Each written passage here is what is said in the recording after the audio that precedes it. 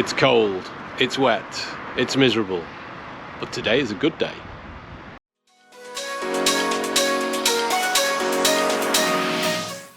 I'm here at Knowles News, Knowles Models, and I'm here to pick up my FTX Gladius, so let's go and get it. Quick cup of tea to calm down. Am I excited? You better believe it. It's here. It's brand new.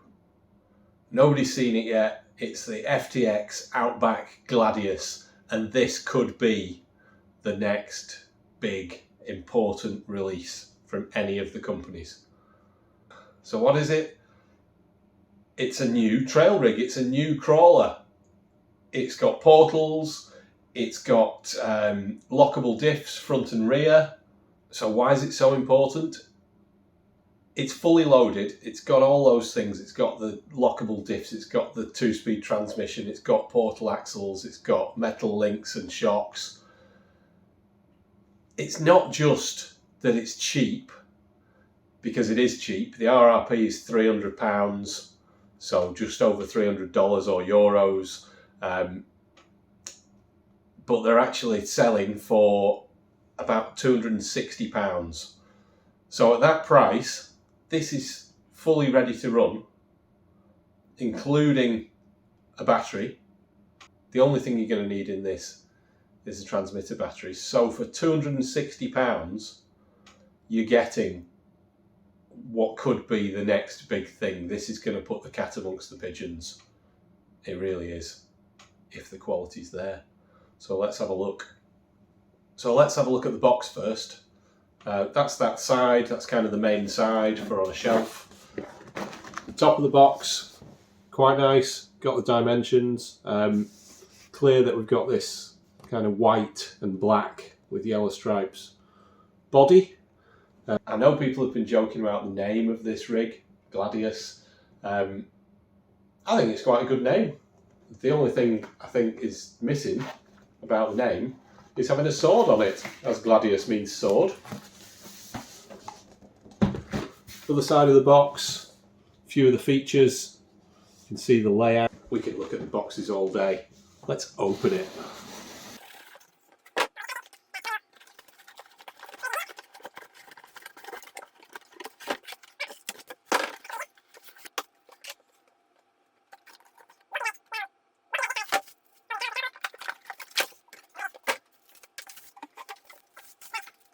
We know we want to look at the car, but we'll look at the other things first.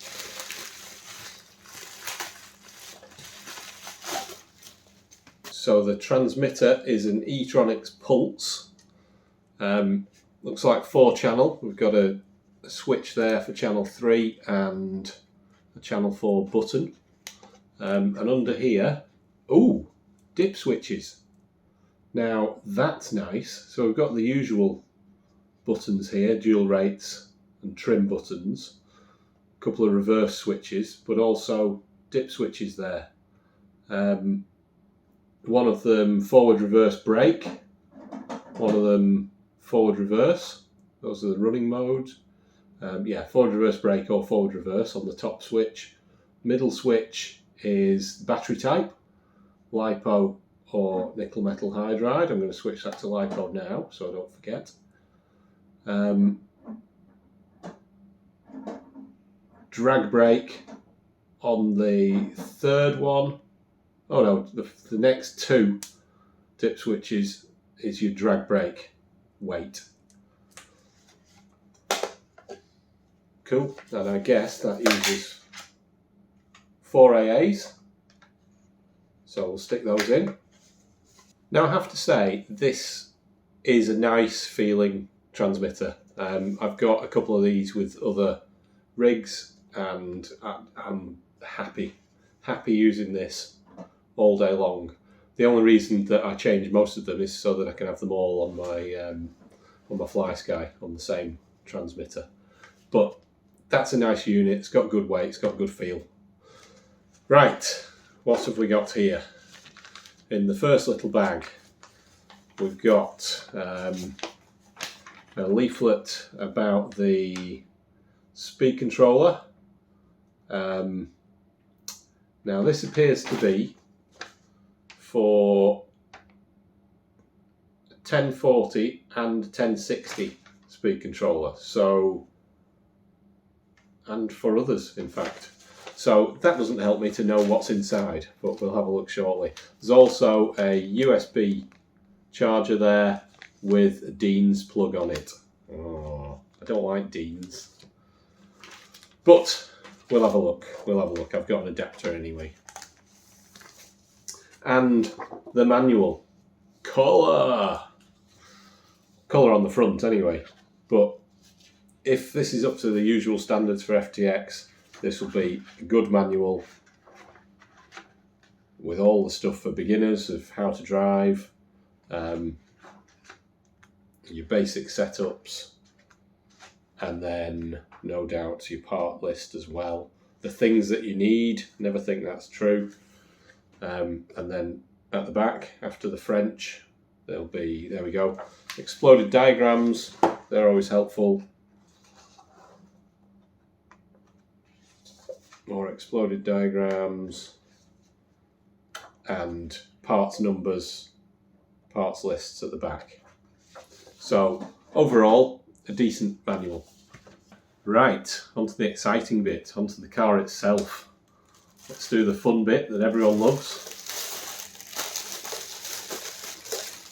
Remove the film. It's nice when one's been ordered in for you as well, because you get to do this. If Tyrone at Knowles Models was putting it on the shelf, then he may well take this off.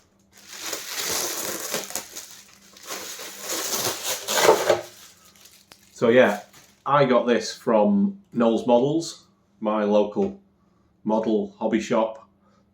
If you've got a local shop yourself, please use it. Please support the local hobby shops. Let's keep them going. You're going to get great service that way. And that's what we want. We want a good network for everybody. Right, look at this. It's a beauty. It's obviously, quite obviously, a Jeep Gladiator, isn't it? And Gladius. I'm not that much of a fan of them, to be honest, but I don't think I've got a single Jeep, so I'm quite happy to get my hands on this. But, what do you notice about the colour? That doesn't look the same. Oh well, it's grey. Still looks quite nice. The only thing I don't like straight away about the look of it, as we say over and over and over, stickers on windows. Don't like them. I'll be getting rid of them. Not a fan at all. Other detail you can see straight away. These running strips or step strips. Those are metal on there, which is very, very nice. A nice little detail. The other body detail, well, there's not a great deal. You've got a decent grille. There's clearly LED lights there. We'll see whether those have got the sort of dual function on them. What do they call them? Is it angel lights or something? On the rear, just light stickers. Feeling under there, there's no light buckets there, so definitely no rear lights. Got a nice matte black finish on the bed. That is quite nice. And mouldings for the hinges. That's about it. The other detail is all just stickers. There's no holes for wipers, anything like that. But I guess this is more, presumably it's going to be more about performance than it is about looks. Right, let's get the body off and have a look underneath. 4 body pins, keeping it simple, keeping it cheap. I'm happy with that. I wouldn't want it on a scaler, but this is okay. Right, so we've got a lead there. I'm going to unplug that. We've got front lights mounted into that grille, and then a little servo plug that will plug into this extension. Silver inside.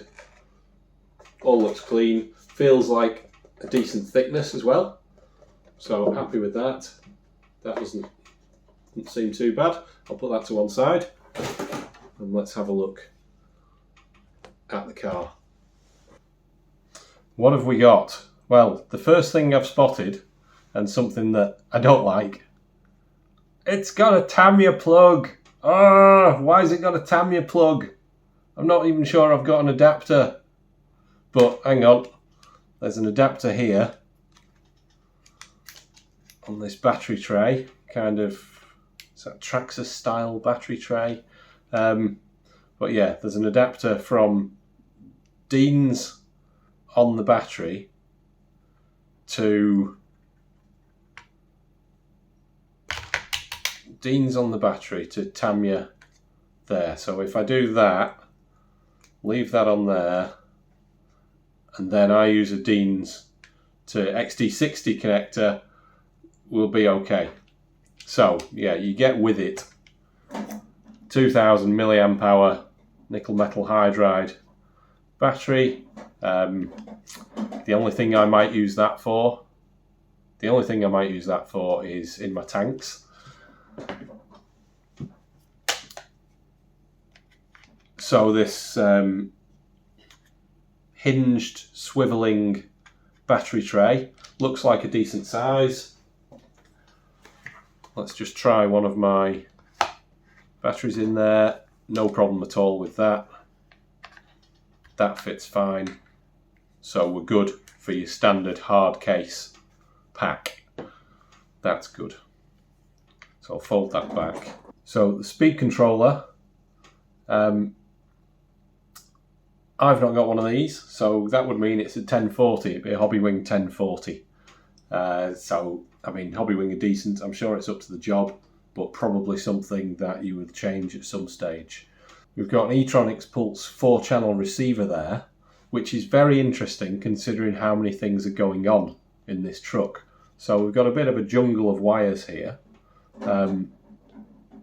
Splitters coming off different things to give us extra power for the lights. We've got obviously the servo and the speed controller, and then you've got 2 channels left which are going to be operating your 2-speed box and your diff locks. So that's going to be very, very interesting to see just how well that works. So looking down the chassis, servo there, servo on chassis. We've got the 2 mini servos or micro servos for the front and rear diffs. We've got a servo here, which will be for the 2-speed box on the other side. Lovely to see we've got wheel arches or wheel arch liners or inner fenders for the Americans. The chassis kind of looks familiar, but no, it doesn't actually. I don't recognise this chassis. So whether this is brand new from FTX or whether this is the chassis from something else that's being used, don't know. Companies often share components, so we will find out in due course, I'm sure. Right, I'll flip it over. Okay, so under here, what can we see? Well, we can see straight away we've got hefty looking portals. They do look like quite a big throw on those. We've got metal links, those are of a good size, and they've got holes in there so that you can tighten and loosen those more easily. And the rod ends have got hexes on those as well, so that's quite nice. I think that's metal ends on the drive shafts, plastic centre with that sort of sliding, is that a central? Yes. So it's got that central piece and sliding 3-piece. Same on the rear.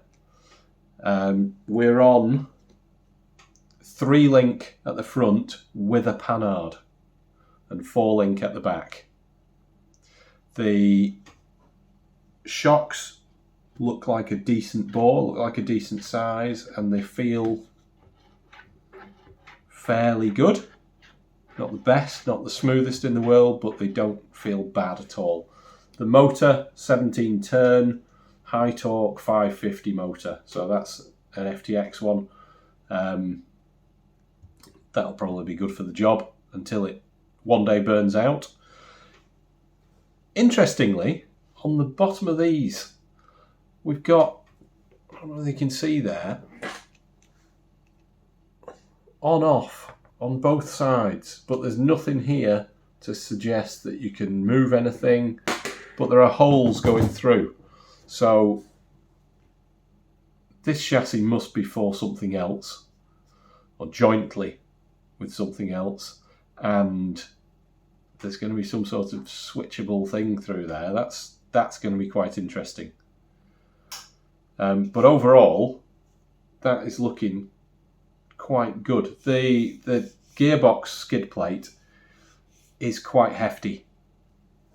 Not necessarily a bad thing, because it's linking up to this front section as well, so it's a bit more than you'd usually get. We've got very wide front links compared to the back links there, the lower links, because of the way this is all set up. But it's interesting. It's very, very interesting. Forward mounted motor, mid mounted battery, should be decent weight distribution.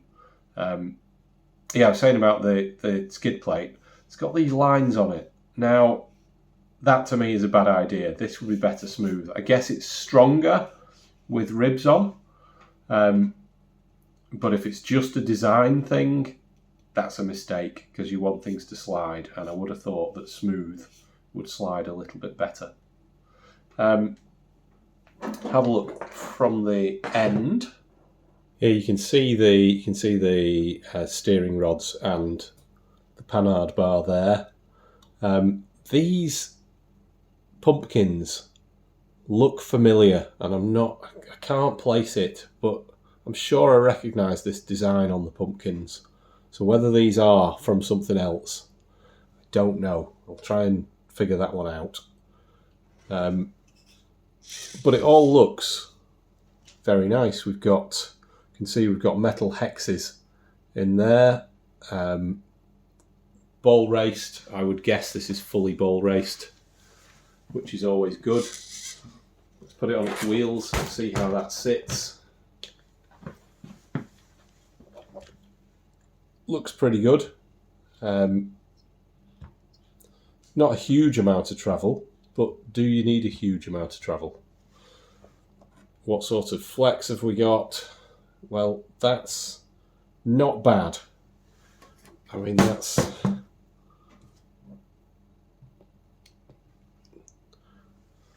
battery on its side and a battery flat on top of it. That's reasonable. It's not huge, but it's reasonable. The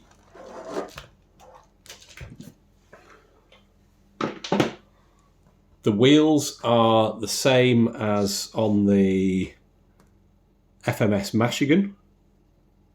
That's the same wheel on there. The tyres are that sort of Hyrax copy. Don't know what quality those will be, but we'll try them.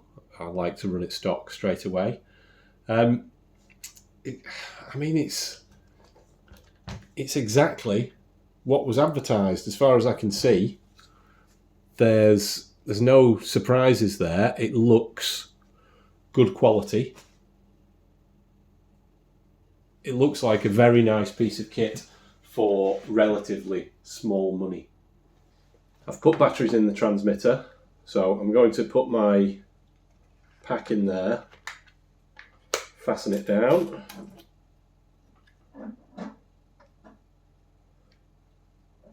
and connect things up with this daisy chain of adapters.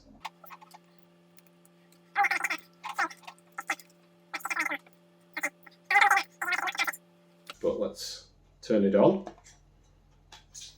I like the fact that the power switch is under a flap on this transmitter. It means you can't knock it in your bag.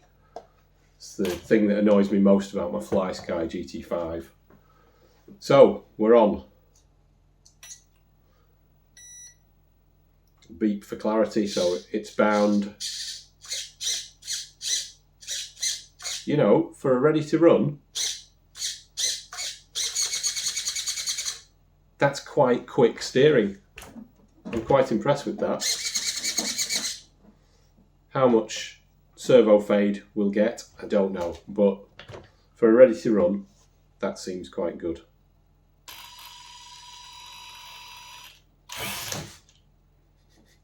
This thing will destroy this table. Right, let's just hold it up.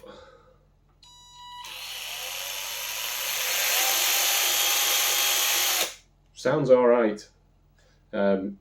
See if I can operate the diffs or the 2-speed. Right, so the diff locking is on this button here, and when you press that, both of them are locking and unlocking. So there's no deciding to have one locked and one not, which I quite like to do because it's quite a good way of just getting a good turning circle, leaving your fronts unlocked and locking the rears, and you can, or is it the other way around, and turn on the spot. But still, that's an easy way of doing it, locked or unlocked all round. It's a shame there's no light on the transmitter. Oops, shame there's no light on the transmitter to show you which you've got. Those are locked, front and rear locked. Press the button, they're unlocked and unlocked on the back. So we know it's working. Locked again, yeah. So that's effective. Why would you want locking and unlocking? Well, if you want to do some realistic driving, then driving around with your diffs unlocked is brilliant. Try and get over whatever you can. It'll make you a better off-roader as well. And then when you come stuck, then you lock your diffs and everything's easy. But yeah, people say they're pointless. I think they're really good fun. So let's look at the 2-speed. Right, so I'm going to change this switch. Interesting. Now we've got no drive. So this is a 3-position switch. Right, that's position 1. That's second gear. 2, no gear. 3, first gear. I wonder why the middle one doesn't do anything. Interesting. Is that the intention? I'm going to check the manual. Well, I've checked the manual and I've checked the little sort of addendum sheet that was in there, and there is nothing in there explaining these 2 buttons and what they do. It only identifies them as 3-position switch and button. So there's nothing explaining what those do. So if you're a rank beginner, then this is going to be very, very confusing for you. Just on those lights, those are plugged in now. They are just a simple single LED on each side. That's okay. I don't think it looks great, but it's okay. And everything that we look at and talk about on this, we've got to remember that this is £260. So 270, 280 euros or dollars. It's a very, very, very inexpensive car. For all those things that you get, this looks like a mega bargain. And I think all we need to do is take it out and get it running and see what it's made of. If you'd like to see what it's made of, if you'd like to see what this can do, not sure whether that's going to be today, but please subscribe to the channel, hit the bell so you know what's coming, and we'll hopefully see you soon on RC Pi. I hope this has been useful. Thanks for watching.